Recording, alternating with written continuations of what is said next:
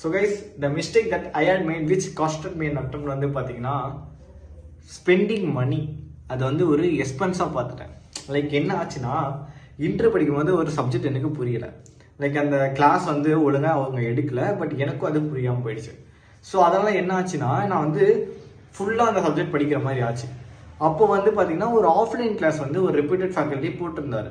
ஓகேவா, அதோட ப்ரைஸ் வந்து 5000 சம்திங் இருந்துச்சு. நான் என்ன வச்சேன்னா, அவ்வளோ காசு கொடுத்து நீ ஆஃப்லைன் கிளாஸ் போகணுமா, வீட்லேயே உட்காந்து நீ செல்ஃப் ஸ்டடி பண்ணு அப்படி சொல்லிட்டு நான் நினச்சேன். அது எந்த டைம்லனா, எக்ஸாமுக்கு ஒரு 2.5 months 2.5 to 3 months அந்த டைமில் வந்து அது நடந்துச்சு.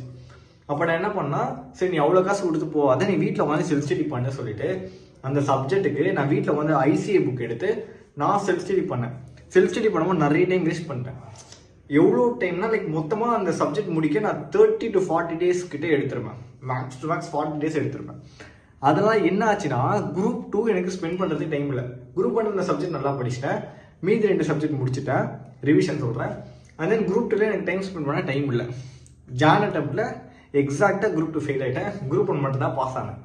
ஸோ நீங்கள் மணி ஸ்பெண்ட் பண்ணுறத தயவு செஞ்சு எக்ஸ்பெண்டிச்சராக பார்க்காதீங்க. ஸ்டடீஸ் பொறுத்த இருக்கும் அதை ஒரு இன்வெஸ்ட்மெண்ட்டாக பாருங்கள். ஏன்னா நீங்கள் எவ்வளோ தான் ஸ்பெண்ட் பண்ணாலும் அது ஆர்டிஃபிஷியலில் நீங்கள் எடுத்துருவீங்க.